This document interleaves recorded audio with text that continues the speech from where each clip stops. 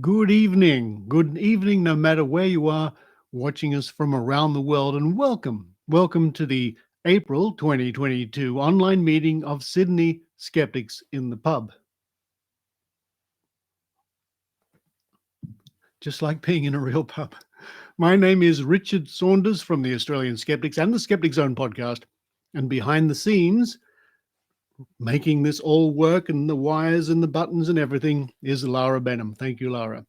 Before we begin, I would like to acknowledge and pay my respects to the Gadigal people of the Eora Nation, who are the traditional custodians on the land from which we are broadcasting tonight. I'd like to pay my respects to their elders past, present, and emerging. Don't forget, you can subscribe to our magazine, The Skeptic. I happen to have a copy here. Wow, look at that. What a fabulous magazine.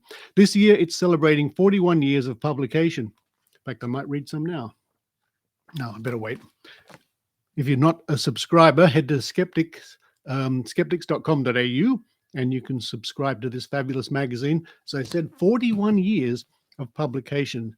And if you go to skeptics.com.au, you can look at all bar the last 4 back issues, download them, put them onto your iPad, which is what I do, and flip through thousands of articles and reports all at your fingertips. Now, we're not sure when we'll be back at the real pub, so put Thursday the 5th of May in your diaries for the next possible Skeptics on the Pub online, but keep an eye on our meetup page, and that's meetup.com, and then just look for AUST Skeptics, OST Skeptics, and when we know, one way or the other, and we hope it will be soon, we'll let you know on that website. We're all very keen to head back to the pub. We really are. We miss it very much. I miss bending spoons and seeing everybody and having a few drinks, and I miss Maynard coming and doing interviews and all sorts of things. So we really do miss that. But now, to our talk tonight. Our speaker is Abhijit Chanda, founder of the Rationable Podcast. The Rationable Podcast. We all go through our lives holding certain beliefs dear, and we hate it when we are told those beliefs are wrong. It's even worse when we discover this by ourselves. Abhijit will go through 5 incidents where he has had to question his beliefs and how they helped him become a better critical thinker. Abhijit is a science communicator with a passion for promoting science literacy and critical thinking. He started Rationable as a science communication platform that encourages civil, respectful conversations about science and pseudoscience. You can find more about Rationable at www.berationable.com, the Rationable Podcast, and also on YouTube at the Rationable YouTube channel. And might I say that Abhijit did a wonderful job. I sent him a script for the Skeptic Zone, and he did a wonderful job playing a part in a comedy routine called The Secret of the Secret, where he's trying to sell the secret of the secret convention, which is a secret. Very funny. That's available on YouTube, by the way. If you go to skepticzone.tv, you'll see a link to comedy sketches, and you can find The Secret of the Secret starring Abhijit. You'll have an opportunity to ask questions of our guest tonight if you follow the link to Slido, which will be appearing in the Twitch page. And don't forget to sign up to the Twitch page, to the Australian Skeptics account, to be kept up to date, abreast of when we are broadcasting more content for you. And if you are in the chat and you want to find that link, just type exclamation Q, and you'll see the Slido link. That's where I'll be looking throughout the night to see your questions that I can pass along to Abhijit at the end of his address to us tonight. So I'm going to, I've already run downstairs and I've got myself, it's nearly gone. I'm going to enjoy this glass of wine while it still lasts, sit back, and with you, welcome Abhijit Chanda. Hi, how are you doing? Can you hear me? I hope so. Well, thank you very much, Richard, and the whole team at Australian Skeptics, Spectacles, at Australian Skeptics for inviting me in for this. I am deeply honored, and honestly, when the pubs start, I'm gonna miss being there actually because I'm in India right now. I'm at home in Delhi, and of course, I would love to come down and meet everybody at the Skeptics in the pub. It sounds like a fun time. And even though I am not drinking tonight, I will be grabbing a coffee a little bit later after this. So thank you all for coming. Thank you for joining me. And let me just jump right into it. This is my story about getting into skepticism and the most important lessons I've learned along the way. Because sometimes being wrong can be the right thing to do. So here it is. Oh, I didn't want to start at the end. Right, here we go. So can we have the presentation on? Lovely, perfect. Um, so this is how it all went down. This that's not a half Nazi sign. It's just a cross and a tick mark together, just in case you were wondering. So now, just a little bit of background before we jump into the first topic. I've been most of my life has been spent being just as gullible as anyone else. I didn't question anything. I just took people's words for it and wondered what if it would be true. Now, I started off as agnostic because fortunately my parents brought me up in a very liberal way. They didn't shove anything ideas down my throat, so I was allowed to believe whatever I wanted. Very fortunate, I know. So, but at the same time, I didn't think too deeply about a lot of stuff. So when the first time some of this was questioned, it was a bit of a shock for me. And this is, I think, the first domino, so to speak, of when things started going, you know, would I say downhill, uphill, or just getting me down to the road towards skepticism. So here is what happened. A friend of mine and I had gone to the Corbett National Park. Now, I want to share this with you just before we start in the story because this is probably one of the proudest moments of my life, other than being right here, of course, is seeing the first tiger in the wild that I had ever seen before. And it's on YouTube. And I just wanted to show this to you guys before we start because this is Amazing. Sorry about the jittery video and the horrible quality. This was in 2007 or 2006 when phone cameras were pretty crap. So here we go. Just have a watch. You see that tiger right there? We were on an elephant. And pardon the swearing, that was my friend behind me not being able to contain the F word. Fuck. It's right on cue. But yes, amazing shot. So this is the setting. We are in the middle of Corbett National Park here in India, in the midst of all the natural goodness that you can imagine, the glory of evolution before us. And we were arguing about evolution. Of course, this argument started a little bit earlier as well when we were, cabbing it to office. And I just said, oh, hey, you evolved as a monkey too, but you evolved from a monkey, which I know is not technically right, but then I didn't know it much better than. And he said, no, I didn't. So the conversation started. And here's setting the scene. I had been brought up in a science literate home. My father's an engineer. We uh, we weren't religious. I wasn't religious at all, but I'd never really thought about religion per se. I had known about evolution from the time I was a child, uh, but I hadn't really questioned it because we had books which were all over the house, which I'll come to a little bit later, but I just took it for granted. I didn't know what skepticism was. I didn't know what a skeptic was. I didn't know what critical thinking meant. I didn't even know what creationism was. That was in my late 20s. Oh boy. And my friend is a Muslim. We're still good friends. He was religious, but relatively liberal from what I could tell at the time. And he believed in the Quran and he was quite fascinated by its scientific validity. And he also thought that evolution was bogus. And of course, without a doubt, knew he was absolutely right. So here's what the Quran has to say about the origin of life. So, initially, when it comes to all of life on the planet, Allah had created every living creature from water. And of them are those that moved on their bellies, and of them, those who walk on two legs and walk on all fours. And as far as man is concerned, which is a much more interesting perspective, is as far as the Quran is concerned, and from at least a few interpretations that I found, it says that he created man out of an extract of clay, which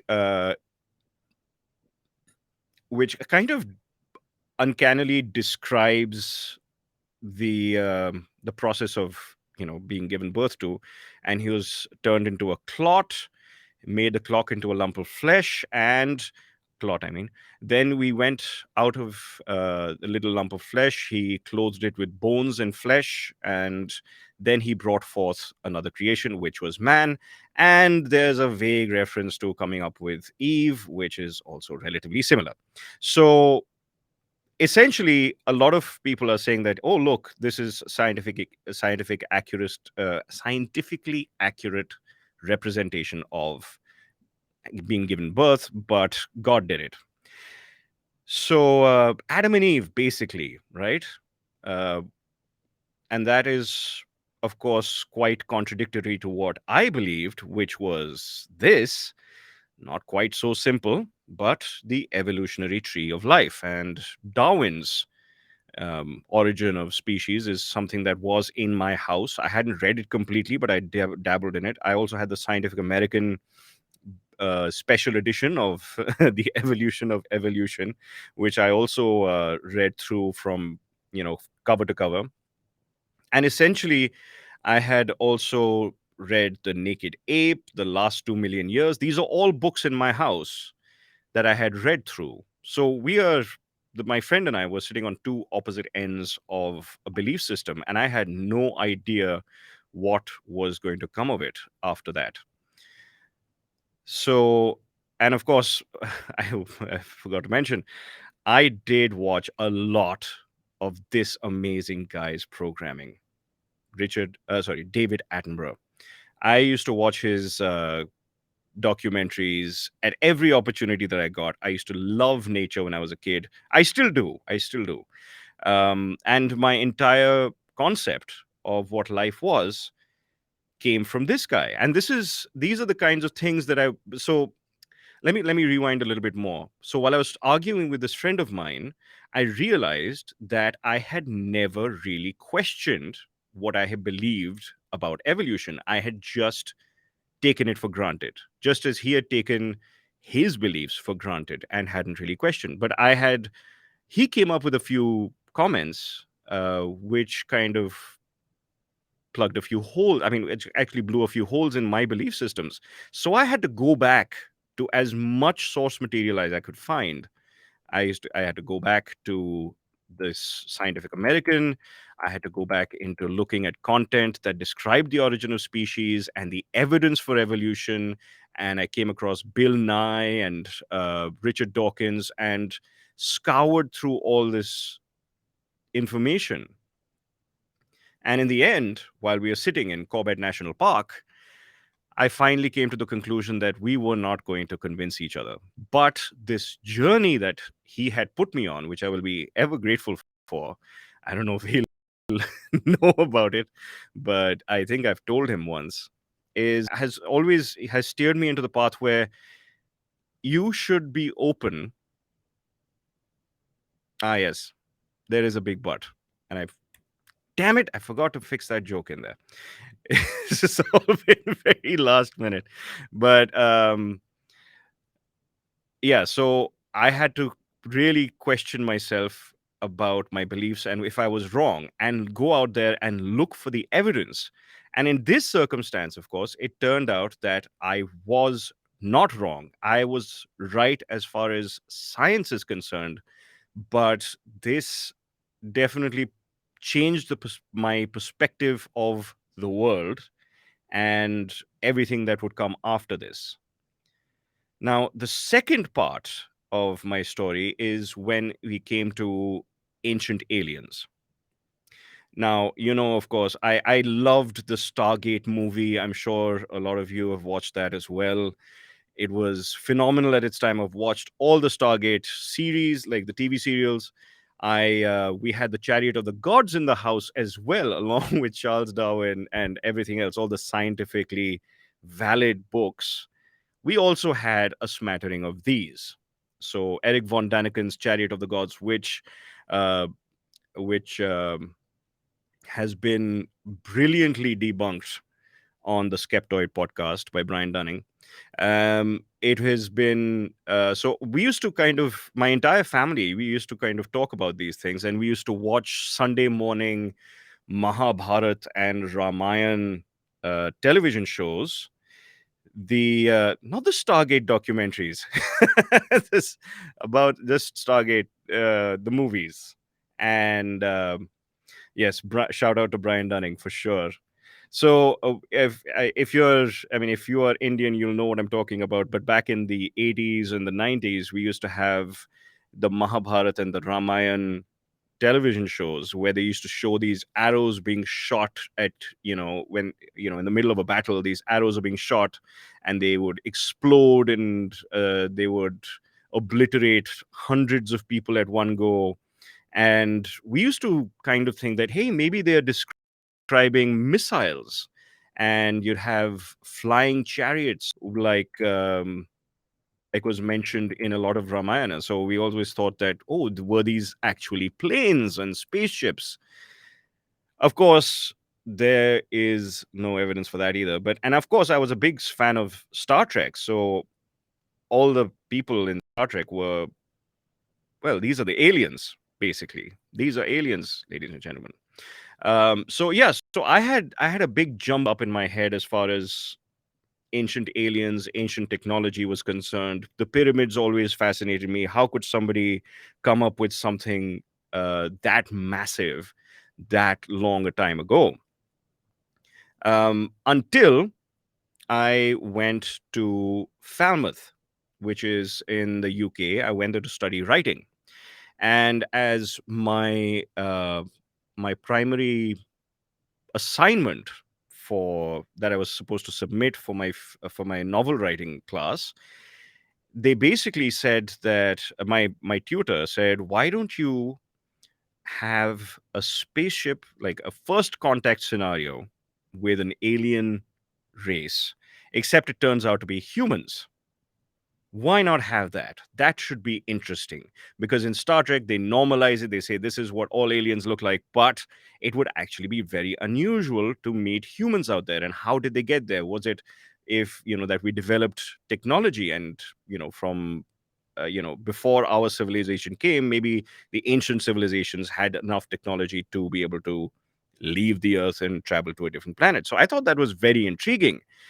But the problem was, I wanted this to be a hard science novel. I did not want to work on already debunked stuff. So I started looking for evidence.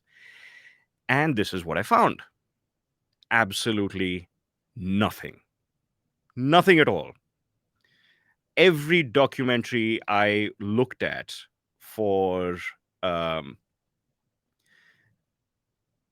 for ancient aliens, etc., was that there was absolutely no evidence to show that any of these aliens even existed. And these are the two most compelling arguments for that.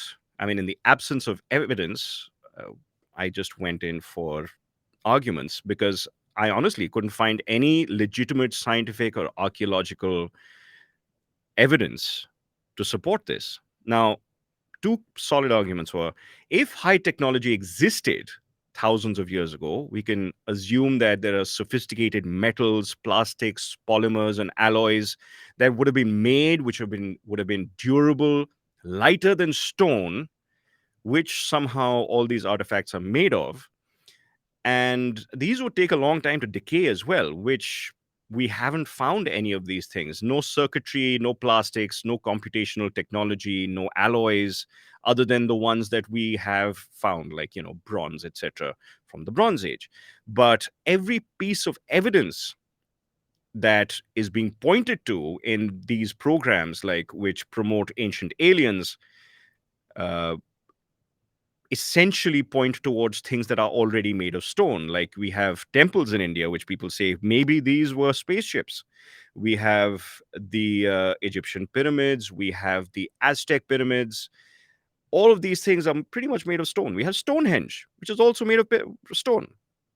And stone's not the best material to make your spaceships out of. I hope you know that. Humans have always been just as ingenious as we are now. It's not like we were dumber back then. We solved problems with sophisticated solutions with the technology we had back then. And we were learning. Every bit of technology we have today has essentially been evolving over thousands of years to its current state. We couldn't have just jumped from 0 to 100 just overnight. So it's not crazy to think that, given the time and the manpower, the rocks that made the pyramids or the Stonehenge could have been moved into place using the engineering capabilities of the period. And it's already been well documented and even demonstrated. There's absolutely no mystery here. So there's no need to credit aliens when humans are evidently capable and ingenious enough to accomplish these fantastic feats of engineering. My next step up in my and this was about the same time when I was in Falmouth in the UK, is alternative medicine. Now, I had been brought up in India, and in India, alternative medicine is everywhere. I'm sure you've heard Richard's podcast where I have appeared and talked about homeopathy and Ayurveda, which have been promoted all over the place during the COVID pandemic. And we've actually got a ministry that promotes alternative medicine, which boggles the mind. But the most important thing is this stuff has just been integrated into our minds. I used to go to doctors who would give me homeopathic remedies, which would do one thing or another, and I would attribute that to the medicine. But looking back, I don't know if I did. My brother, if he had a heavy night partying, he'd take some Live 52 to put his liver back in good working order. I used to take Mentat pills, which is not, maybe the guy who branded that watched Dune, but somehow I doubt it. It's very possible. But Mentat was a medicine that was supposed to increase your memory. And I used to take that when I was giving my exams during high school and college. And of course, my parents made sure that I would have a spoonful or two of Chyawanprash, which is an Ayurvedic mishmash of a million different combinations of things, combinations of combinations, I have to say. And it tasted awful. Oh, the memory makes my hair stand on end. And of course, it gives you 2 times immunity, whatever that means. But yeah, then I used to believe all of this stuff when, in the process of looking for ancient aliens and evidence of evolution, which I was still going at this time, I came across this video, which I'm sure a lot of you are familiar with. But let's go through it one more time. Homeopaths claim that the more you dilute an active ingredient in water, the stronger medicine it becomes. Most homeopathic remedies are marked 30C. What I don't know if does you that can mean? hear this, It means 1 part medicine to but 100 to the power of 30 parts water. this is Richard Dawkins How talking about much? A homeopathy drop in a fish tank? and a 30C dilution. No. A fish tank is nowhere near big enough. Fish tank is nowhere near big enough. And then a swimming pool. The swimming pool doesn't provide enough dilution. And a lake. And What the even ocean. the sea isn't big enough. For the really approved homeopathic recipes, in order to get 1 molecule of the active substance, you need to imbibe all the atoms in the solar system. And that, ladies and gentlemen, is when my mind exploded. Because I had never in my entire life been shown how ridiculous homeopathy is. And I couldn't believe this. So I shared this video on Facebook saying, guys, you homeopathy fans, like, check this out. This is new information. I had no idea that this was the case. And I got a pretty bad thrashing in the comment section because it just, a lot of my friends are pretty big fans of this. And they are asking me, like, how could I be so condescending, so arrogant, have to be calling them idiots for following it their whole lives? And I'm like, I'm not telling you, calling you idiots. I'm just saying you guys need to check this out. You need to question what you've been taught. And but then there were anecdotes about my pet. It worked on my pet, it worked on my infant child, it worked on this and worked on that, and it did it for this, and it couldn't, modern medicine cure that rash of mine. And but when I put some homeopathics on it, homeopathics, when, you never mind, you know what I mean. uh so when so I got a surprising amount of a thrashing in the comment section, which made me wonder, like, but still, is this true or not? So I started getting into alternative medicine and trying to understand it.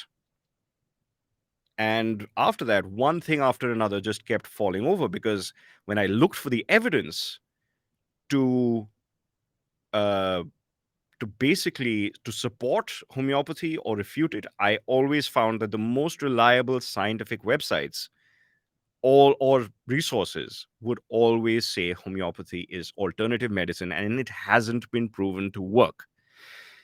So I just, my entire house of cards belief system uh, of alternative medicine just came crashing down.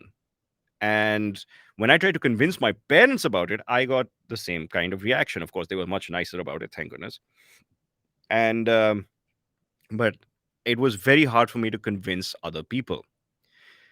Either way, this was another time when I had a preconceived notion and I allowed myself to reconsider my beliefs based on the evidence. The next big thing that happened to me was diets. Now, this happened a little bit after I graduated from my MA. Um, and I've been chubby my whole life. Now, in current definitions of chubby, maybe not so much. And when I'm looking at myself now, and I look back at myself then, and I was like, oh my God, I was so thin. What happened to me? But you can see me on the left. I had joined the Taliban for a short period of time. And, but other than that, I've basically been getting chubbier my whole life. And I found that I could blame it on something. It wasn't me. It wasn't just my genes or just my bad habits and my love for pork, but it was something else. And I could blame carbs.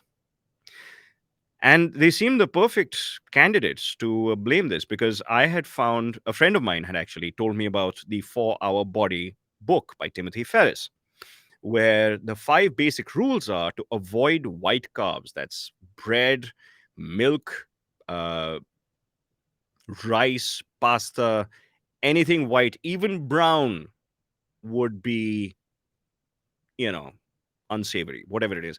For 6 days a week, avoid all white carbs, eat the same meals repeatedly, which is my idea of hell. Don't drink calories. Fine. Don't eat fruit, which seems a little far fetched.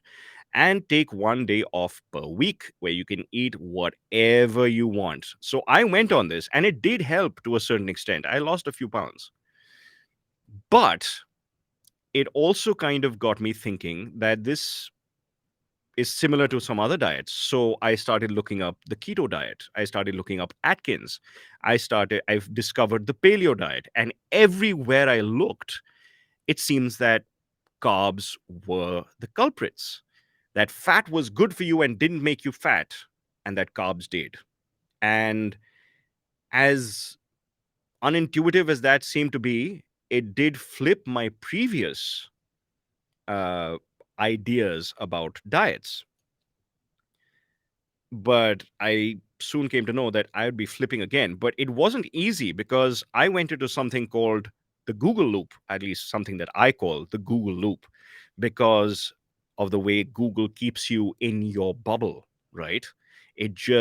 I search for, I I do regular searches almost every week or every other day that ketogenic diet is wrong. The ketogenic diet sucks because the low carb diet is not good for you. And I would always come up with the same results in the same websites that would all be promoting the ketogenic diet and would all be promoting low carb, high fat diets. And I genuinely believed that this was the way to eat. It was it was just everywhere. But I figured that there's something wrong and I need to change up the way I look for information. So instead of sticking to just Google, I started looking up other places, podcasts, audiobooks. So I actually discovered an audiobook called Nutrition Made Clear, which is on the far left.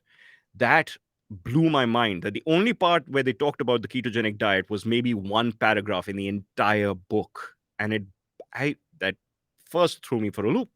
Then I discovered the Physique Science podcast, which introduced me to flexible dieting, to if it fits your macros. It introduced me to other scientists in the field, like Brett Contreras, like Brad Schoenfeld, who were also promoting these kinds of diets. And of course, Brett Contreras and Brad Schoenfeld are more exercise scientists, but they also came to the same conclusions, where physics science was by this guy called Lane Norton, who is a nutrition scientist and a bodybuilder. And these things were what finally threw me off that loop of believing that the ketogenic diet was the way to go. And I found that the balanced diet was even better. But I was in for even more of a shock, because when I came to figure out, oh, the glue, I like that. So when I came to figure out that Oh, has my picks frozen? Everything working? All well? All well. All right. Okay. Let's Sorry, I was just going to say, Abhijit, yeah. it's looking completely fine on Restream. As it's Mhm. going out on Twitch, some of the slides are delayed a little bit and then it's coming up. And I have absolutely no idea why. So we'll just keep going and fingers crossed that it sort of catches up with itself. All righty then. Great. Thank you. Right. So so as I was saying, when I was writing my article on the ketogenic diet, which you can read or listen to on the Rationable podcast, you can read it on berationable.com. In the process of doing that research, my ideas of thinking that the ketogenic diet is complete bollocks actually changed to being it could be suitable for some people. And if it's sustainable and if it's a healthy way for you to eat that your doctor says okay for you to go for, then give it a shot. There's nothing wrong with it. People with high risk of heart trouble or cholesterol or diabetes might have trouble with it. But you should make an informed decision. And if it's the way you like eating, go for it. If it's healthy for you, just don't jump into it too far.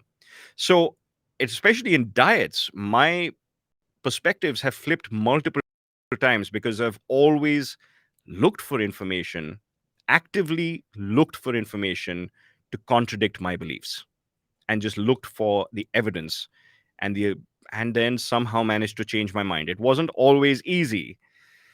Especially this diet thing was particularly tough, but it worked out in the end. Speaking of working out, exercise. This was the final step, my last big hurdle. I'm sure there are more coming up after this, but my last big hurdle was exercise. Now, I've never been one for exercising. I'm sure that's evident from the pictures I showed you of me being a little bit of a chubster. But I did find something very intriguing: functional fitness. So you've seen in the gyms these people using the weight balls and the battle ropes and doing all sorts of weird movements that shouldn't be natural and shouldn't be done. But there was this one guy who stood out particularly and I found very intriguing. So you just check out this short video. I'll stop it before it goes out. But this guy can do some really crazy movements. And it intrigued me. And I was like, this seems interesting. Maybe this is what I should be doing. Because it definitely seems very different from every other kind of workout that I've seen. Plus, this guy said that he is trying to train people to move in the way that we have evolved to move. And as soon as he said that, I was like, wait, evolution? Are we talking about evolution here? I'm in. So I jumped on board. And I got all the gadgets, I got kettlebells, and I got elastic bands and medicine balls and started doing some stuff like this. But I found that there were some problems with this guy in particular. Now, he started bashing heavy lifting. And I used to think he was in the right to do that.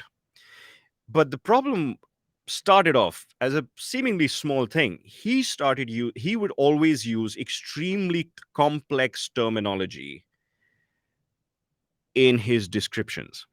And in my experience, people who use a lot of complex terminology are the ones who are trying to look smarter than they are. Because the people who know their stuff usually try to simplify it for people who are noobs at it. So if you're trying to reach out to a new audience, instead of showing off how many big words you know, it's better to show people what the concepts are in a simple and easy to understand way. But he wasn't doing that. So I sent him a few messages and he didn't respond. Then I got this book of his about posture correction, which I have had a problem with, which did help me quite a bit, actually. So not everything is bunk. But The references I found in that book science weren't scientifically based. They weren't studies. They were other books by other people, which I'd never heard of, and were talking about relatively fringe ideas of biomechanics. So I started digging some more because something just didn't seem right. And surely enough, I soon came about this debate between this guy, Naudi Aguilar from Functional Patterns, whose video I just showed you, and Brett Contreras, who I told you about, who is a physique scientist. He is an exercise scientist. And what I've discovered from that is that a lot of the stuff talked about in functional fitness is essentially movement patterns, movement training. So it's trying to move you in a certain way. So if you're training for a sport, you should be moving in particular ways. But that doesn't mean that heavy weight training is bad for you. And it doesn't mean that functional fitness is bunk. It means that you can join them together and you can come up with your own varied, interesting exercise regime. The problem is that the Naudi Aguilar movements that he tried to teach, a lot of these required a lot of twisting motion, which would put a lot of stress on knees. And I've had problems with my knees, which I will not go into right now. But when I discovered this, I realized that Brett Contreras was right. You needed to be safer. You needed to practice stable movements. And a lot of weight training would actually train you in all these motions and get you effective in better running, better jumping, better sports movements when done safely, along with already tried and tested sports training routines, which athletes are doing all the time. Now, the Aguilar wasn't really adding anything new to the thing, except he made it sound fancier and he made it look fancier. And some of the movements that he did add into it might not have been safe. These were not science based exercises. These were things that he just picked up, felt was right, and carried on with it. And whenever somebody tried to disprove him, instead of reflecting and showing the science behind his arguments, he would just badmouth them and carry on. So I find that personality trait not very honest, intellectually honest at the very least. So I've discovered this other book called Bigger, Leaner, Stronger. This is for men. There's Thinner, Leaner, Stronger for women, where I also learned about the benefits of weight training. So this conversion from my floor training, fitness, fancy movement stuff into proper weight training has paid off amazingly well for me. Now I really love weight training. I do some movement patterns as well, which my trainer puts me through. So we do have certain twists and squats and hip hinges and pushes and lunges and all these movements we do go through, which is all basic, normal, mainstream weight training. So there's really no rocket science to it, except for the guys who do the rocket science about physique training. And this has finally resulted in me ending up focusing on this, helping my body recover from its earlier injuries and imbalances. And this is me actually lifting about 170 kilos in a deadlift. This is a couple of days later, I tried it again and then passed out immediately because I was probably dehydrated. But I don't have video for that. I would have shown that to you. It would have been a good laugh. But so putting all of these things together, these 5 different steps that I went through over the course of about a decade and a half, or actually about a decade, have actually shown me how important falsification is. And not just in the scientific method, but in the ways that we think. As skeptics, we have an obligation to ourselves and to the people we speak to and for the ideas we stand for, that we continually test our belief systems. We always look for weaknesses in our arguments and in our beliefs by always looking for contradictory evidence. Now, if you look at flat earth theory, if these people actually looked for contradictory evidence, and some of them have, which I have to give them credit for, they refuse to change their minds even when they see the evidence that they were looking for, that the earth is round. That is the very antithesis of skepticism and critical thinking. So these were five of my incidences in my life where I have seen the benefits of falsification, and which has completely changed the way I think and the way I evaluate information or come to a conclusion about a certain idea. And whenever I come across a new idea, I always make sure that there's plenty of evidence to support it. And if there isn't, I look for it before I believe in it. So that's my piece. Thank you very much for listening. Thank you very much for coming here. And if you have any questions, please let me know. I'm right here. Wow. Yes, the questions have been coming in, Abhijit. Questions have been coming in. Let me begin straight away by thanking Lara for quickly jumping in there and helping sort out a technical problem. That was the disembodied voice that you might have heard a bit earlier on. I'm just sitting back here finishing my wine, having a good time, enjoying your talk. She's doing all the hard work. And if listeners, when I'm talking about viewers, if you're interested in seeing some flat Earth deniers denying, Professor Dave, who was a guest at our convention last year, has just put out a video where he debates a flat earther for about an hour. And it's extraordinary to see the way that the flat earther just cannot accept the evidence put forward to him. It's worth watching. Just Google Professor Dave Flat Earth and you'll probably find that. Yes, we've had lots of questions coming in. Let's have a look. Okay. First question. Has Abhijit seen the Guru Busters documentary about India? Oh, yes, I have. Yeah. In fact, Richard was the one who sent it across to me. That's And right. yeah, we've been doing a little bit of pirating on the side.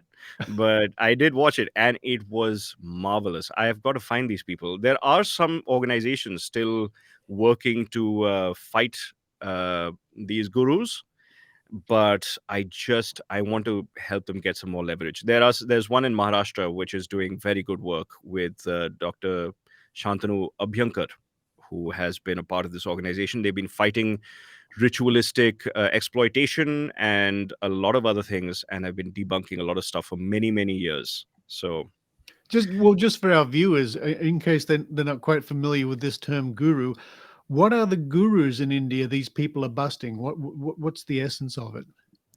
So there are a wide variety of them, actually. Everything from village black magical gurus who come in to ward off evil spirits or consult with people who are going through a bad time in their lives and take money to burn their sins away through some spooky ritual or something of that sort, or bringing people back to life, getting and at least claiming that they can, and all the way up to people like Sadhguru, who is now a global phenomenon. His name is Jaggi Vasudev, but he goes by the name Sadhguru, and he's doing the Save Soil movement, which is now he's going to ride across the US on a motorcycle or something of that sort, which seems a very good thing to do for the soil.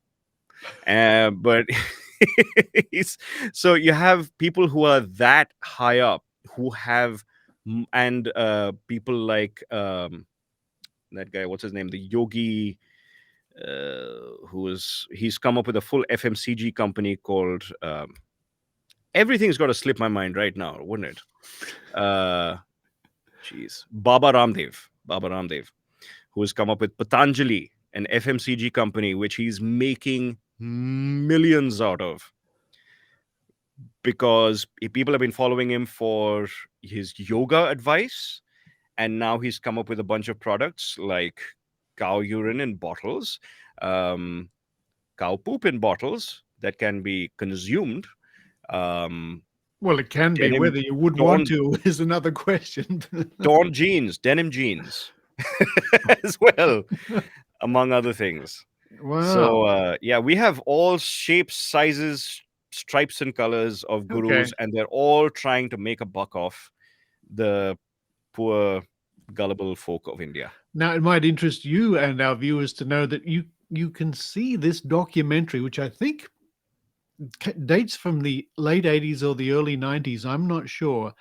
It was shown here in Australia, and it was fascinating because the ABC, our national broadcaster, broadcast this documentary with a warning or a disclaimer because they had pressure from probably the Indian government at the time, and they had to have a disclaimer saying these aren't necessarily the views of the ABC. And it was crazy. But it's on. I've noticed. I've found it on the, is it Vimeo system? Yes, Folks, Vimeo. Lovely. if you just go to your Google search engine or whatever and just type in Guru Busters video or something like that, you'll be able to find this fascinating documentary where a team go out to the villages in India and say this person here is a charlatan. Here's the trick they're doing. They're deceiving you. It's a very good piece of skeptical history, actually. Okay, let's get on to the next question. Let's see. Let me see. Have you got any advice to help us convince others of things we believe, assuming our beliefs are rational? Well, that is always a tricky part, and that is something that I don't think many of us have really mastered. But the most important thing to do is to be respectful, and that is something that is the foundation of Rationable and the kind of platform I want to create. Mhm. Is never name calling or acting condescending or anything of that sort, because the things that people believe, and a lot of us have come out from places where we used to believe the same things sincerely when it comes Yeah. to even religious practices or things from the supernatural or alternative medicine. I used to believe in alternative medicine most of my life. And whenever we are having these conversations, ensure that you let them know that you are being respectful, that you understand where they stand, and that if they have a certain standard of evidence that they would like to see to dissuade them or change their minds, that you try and reach that. And if you don't worry about it. We don't all have those debating skills or anything of that sort, but a very good book to read on this would actually be How to Have Impossible Conversations, which it's on Audible. I think it should be available in other places as well. Mhm. And it's by, there goes my memory again. You need to take those memory pills again, I think, Abhijit. Where the mentat. Yes, Peter Boghossian and James Lindsay. Right. Peter Boghossian is infamous for having written the book How to Create Atheists. But he has rebranded that into a slightly more palatable book called How to Have Impossible Conversations. Okay. And I find that very enlightening. It's a very good way to kind of learn how to have these conversations. Just a comment from me when you were speaking about the ancient aliens, which is a classic of skepticism, of course. Folks, you might be interested to know, some of you may not be aware, there's a documentary made about 7 or 8 years ago now, I think. It goes for 3 hours. It's on YouTube. It's called Ancient Aliens Debunked. And it is a thorough, exhaustive debunking of every major ancient alien claim. If you've got a spare 3 hours or you can stagger that, I would recommend watching Ancient Aliens Debunked. Another question coming in. Can you explain exactly what you mean by Ayurvedic?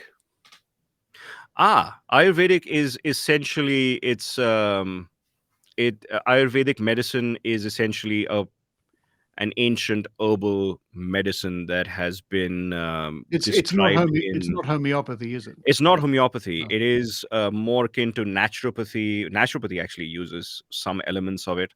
Mhm. It is essentially like there are several of them. There's Siddh, there's Unani, there's Ayurveda, and almost every region in the world has some sort of an herbal medical system which is kind of pre-scientific. And Indian Ayurvedic medicine is now tremendously industrialized, where you have a lot of pills and potions and mixtures and drops and oils, which have all been now manufactured en masse with absolutely no oversight. But it does have real ingredients, and it does have um, measurable side effects Right. and effects and side effects. Unfortunately, there's very little science, that very little good quality science that has actually evaluated the effects and side effects. So there is a doctor I interviewed last year called Dr. Abby Phillips, who is a liver specialist, and he has been doing some small studies on and cases on liver dysfunction due to mixtures like these elements like ashwagandha, giloy, and other medications which are ayurvedic and are promoted, and turmeric, even, which turmeric milk, turmeric, all sorts of things, turmeric, all the things has been going all over the world. Turmeric is also an ayurvedic preparation, or not Hmm. preparation, but an extract. And these things, if you're not determining the right doses and you're overdosing, or you're not having it in the right quantities or for the right reasons, they could have very damaging side effects. And we really don't have enough information to be able to genuinely prescribe any of these medicines, you know, for to actually have any effect on you, because we And don't know what effect they'll have. in discussions you and I have had in the past, I think when I was chatting to you on my podcast, or maybe it was the other way around, I'm not sure. You were saying that how the government, the Indian government, so what shall I say? They promote it so much, don't they? Oh, yes. It started off the Ministry of Ayush, which is AYUSH, which somehow encompasses Ayurveda, yoga, Unani, Siddh, homeopathy, and there's a silent N in there for naturopathy as well. But they are the ministry that has had a growing amount of funding. In fact, our mainstream medical budget over the last 1 year has grown by 0.1%, and the Ministry of Ayush has gained close to 26%, if I'm not wrong. I could be wrong about this number, but they have gained, they have year-on-year growth of the budget allocations from the central government for promoting Ayurvedic and pseudoscientific treatments across India. Wow. Yeah, that's staggering. No wonder it's so entrenched, and it's hard to fight in one respect. Okay, another question coming in. Oh, now this is a very, very good question. I'm interested to see how you handle this one. Somebody says, I see your Metallica shirt. Does listening to heavier music help you lift heavier weights? Sometimes it really does. It kind of fires you up, and but usually I have my trainer in my ear going, push it, push it, push it. That's a good question. That's a funny Yeah. question. Another question coming in. Let me have a look. Oh, it's to do with the gurus again. Somebody has put the question, do you think the gurus actually believe their claims? Have they convinced themselves of their power? Or do they know it's a grift or a shonk or a scam?